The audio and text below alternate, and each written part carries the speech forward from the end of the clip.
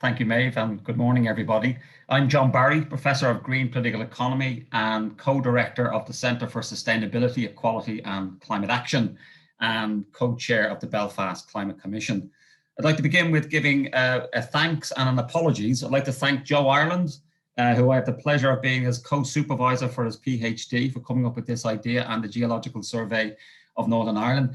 And apologies to Maeve. What I'm going to be presenting is in part a paper I've yet to submit to Maeve as part of the energy strategy. It'll be with you before Christmas as a present, Maeve, I promise. Trust me, I'm a recovering politician. I want to pick up on what Ian and Jenny were saying about the importance of narrative and storytelling, because I think that's part of what the climate change issue has suffered from. What is the story? It's either an apocalyptic one, very negative. I think we have to recognize that part of the reason why we're here today is because of the upsurge of social mobilization, whether it's the young people striking for climate, Extinction Rebellion, more people getting tuned into this issue because of Sir David Attenborough. And there's been a whole set of issues that have come together.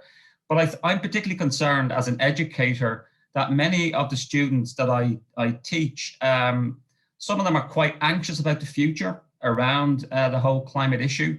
And those of us with children, I think, have a particular sensitivity to this issue. So I really welcome, the fact that we're looking at something positive, in terms of geothermal, which has been a bit like the Cinderella in terms of the energy transition, has not been as prominent as perhaps it should be. So I think that's an important issue that we need to consider, of promoting this as a positive suggestion, a positive ask of our communities, our policymakers and businesses. My own view is that we are facing a planetary emergency. So it's not just issues around the climate, but it's also the ecological crisis we're going through.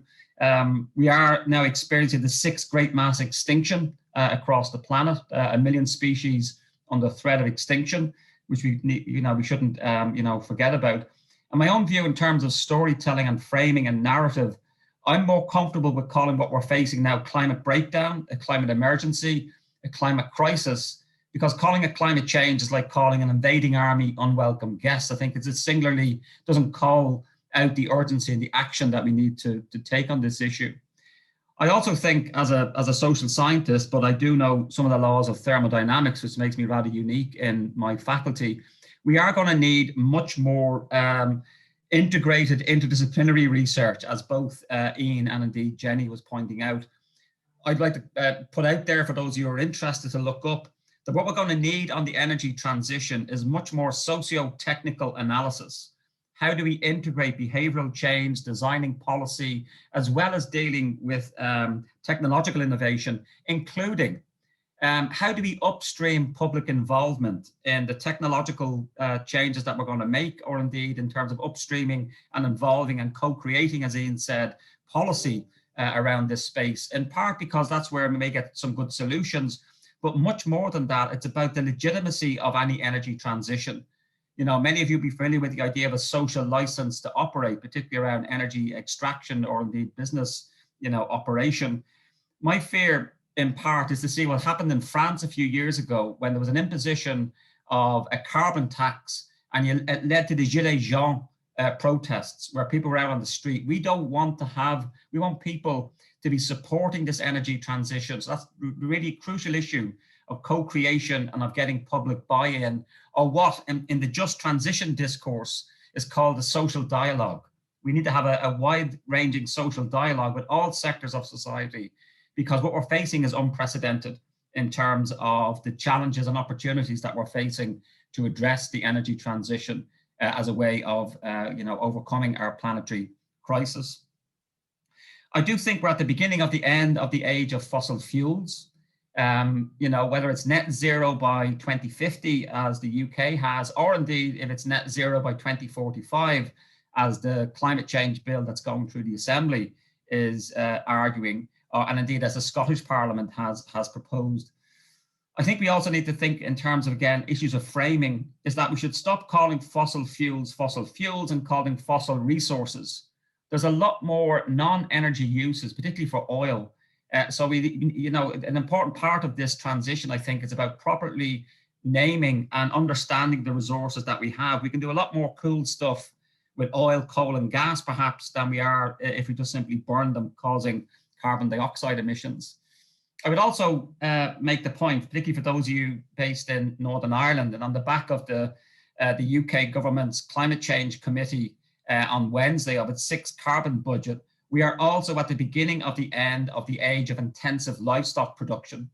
It is clear that one of our unique features on this island actually is the high amount of greenhouse gas emissions that we get from agriculture, and that's going to have to be part of the issue. And can geothermal help with the just transition in rural areas? So as well as paying farmers, for example, to sequester carbon by re-wetting bogs or growing more trees, are there geothermal opportunities for our rural communities to move away from an unsustainable, intensive livestock and export-orientated farming system, and to move them more into the energy space and so on? That's something I think that is really exciting about today's event.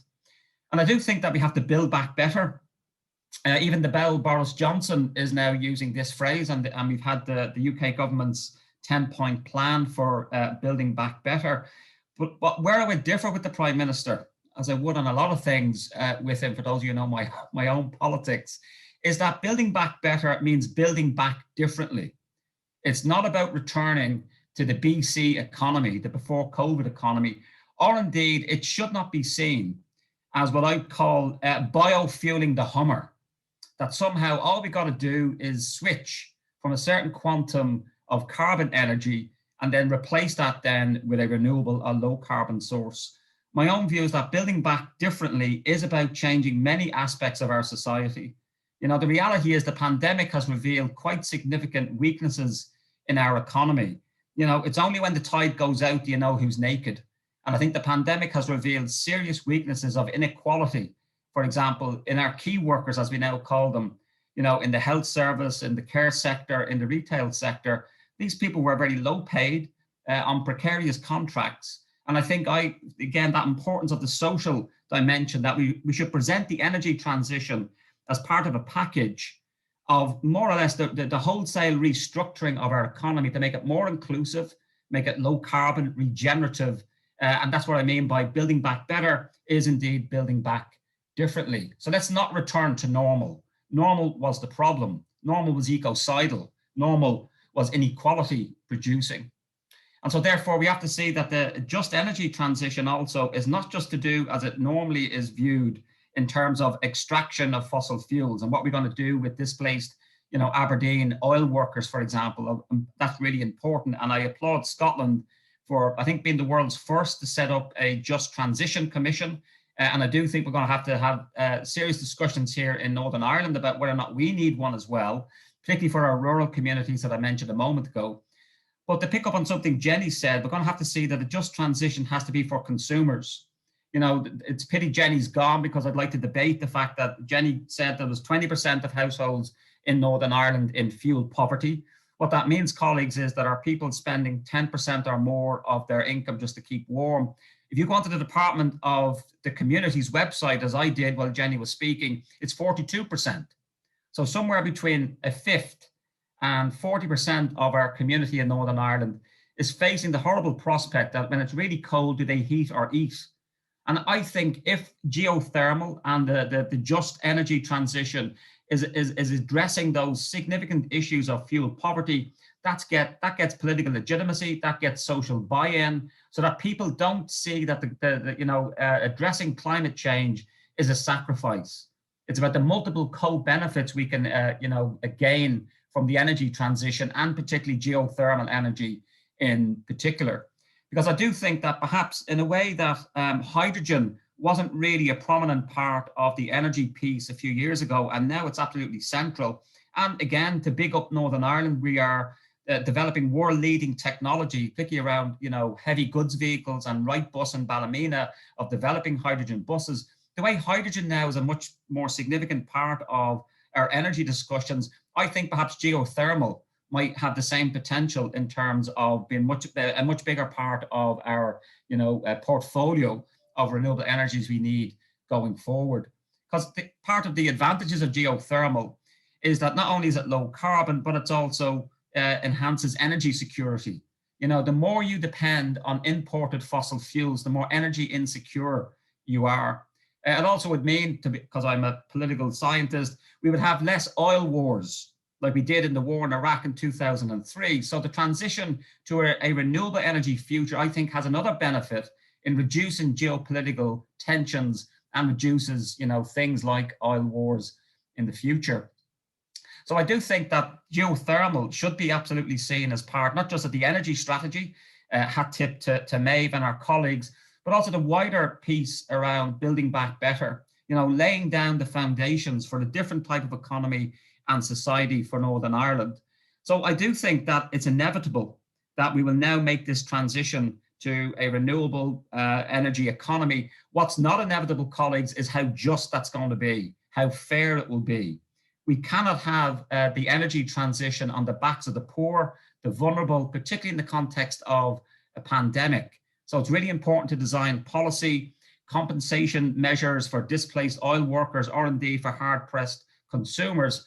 And therefore, in your discussions this morning, I think you need to consider how those social dimensions of any geothermal use needs to be factored into our thinking.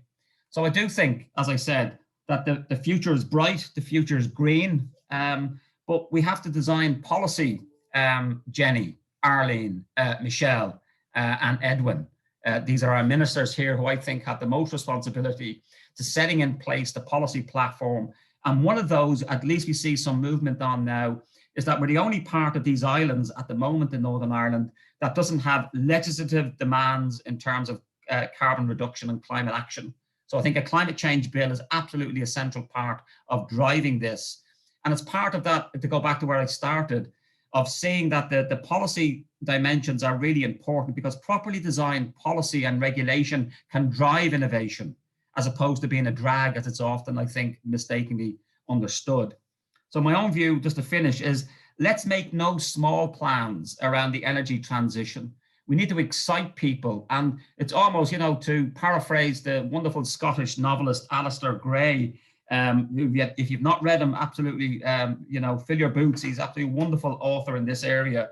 And he had a wonderful phrase. He said, we should be presenting this energy transition as if we're in the early days of building better societies. So we have to see this not just as a biofueling the Hummer, that we're simply changing the energy system, but it's much bigger. It's part of a fundamental, you know, reset, if you like, of our entire economies and societies. So let's make no small plans, because they don't have the power to inspire. This is not simply a dry technical policy issue. This is a new green industrial revolution with all the changes and excitements that requires. So thanks very much for listening. I wish you all the best for the rest of the day. I've got to head off and in a bit to corrupt the minds of the young, otherwise known as teaching.